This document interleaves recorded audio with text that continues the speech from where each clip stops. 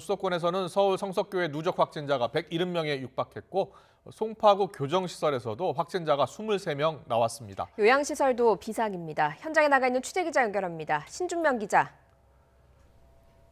네, 서울 화곡동 성석교회에 나와 있습니다. 네, 이 교회발 집단 감염 환자가 계속 늘고 있는 거네요. 네, 그렇습니다. 제가 나와 있는 이곳 교회와 관련한 누적 확진자는 오늘 오전 0시를 기준으로 168명까지 늘어났습니다. 신도 1000명 이상이 등록된 이 교회는 매주 부흥회를 열고 성가대 연습도 진행한 것으로 조사됐습니다. 이 교회는 지난 10월 중순부터 이달 3일까지 7주 동안 매주 4회씩 부흥회를 연 것으로 확인이 됐습니다. 1시간에서 1시간 반 가량 진행된 부흥회엔 매번 100명 가까운 인원이 참석한 것으로 전해졌습니다. 부흥회가 열린 곳은 400명 규모의 예배당으로 가로 60cm, 세로 40cm짜리 창문 2개만 열 수 있는 구조라 환기가 어려웠던 것으로 파악됐습니다. 성가대 연습실도 마찬가지로 창문이 작아서 환기가 어려운 구조인 것으로 조사됐습니다. 또 연습 당시 컵라면과 차 등이 놓여 있던 것으로 보아서 교인들이 마스크를 벗고 함께 음식물을 섭취했을 가능성이 큰 것으로 방역당국은 보고 있습니다. 지난 6일 첫 확진자가 나온 지 일주일이 넘은 상황에서 N차 감염 사례도 이어지고 있어서 추가 확진자는 더 늘어날 것으로 보입니다. 서울시는 이 교회의 교인 명단을 추가로 확보해 검사를 진행했는데 확진자가 추가로 발생해 감염 경로 등을 더 조사하고 있다고 밝혔습니다. 네, 해당 교회뿐 아니라 수도권에선 곳곳에서 집단 감염이 발생하고 있군요.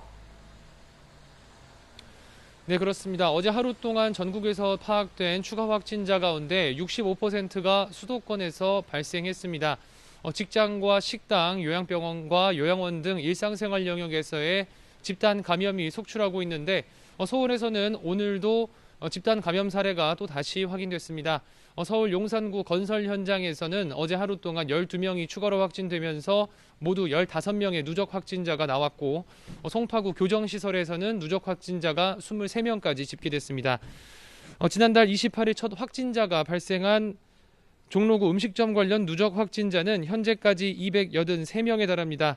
이곳에서 시작된 감염이 노래교실과 수원 요양원까지 번지면서 확진자가 계속해서 늘어나고 있습니다. 면역력이 약한 노약자가 많은 요양병원이나 요양원의 감염 확산세는 더욱 심각한 상황인데요. 경기 부천시 요양병원은 누적 확진자가 117명에 달합니다. 어제 하루에만 45명이 추가 확진된 겁니다. 경기 남양주시 요양원 주간보호센터와 관련해선 지난 12월 13일 첫 확진자가 발생했는데 이틀 만에 누적 확진자가 30명이 넘었습니다. 집단 감염이 일어난 곳은 대부분 밀폐된 공간에 다수가 밀집하고 1m 이내에 밀접한 접촉을 하는 이른바 산밀 공간이었습니다. 이런 공간에서 마스크를 쓰지 않는 경우도 조사됐는데요. 이제 경로조차 알 수 없는 감염은 물론 무증상 잠복 감염이 일상 곳곳에 퍼져 있는 만큼 가족과 지인, 동료들과의 만남에서도 안심하지 마시고 마스크 착용 등 일상 방역을 지키는 것이 무엇보다 중요합니다. 지금까지 서울 화곡동에서 YTN 신준명입니다.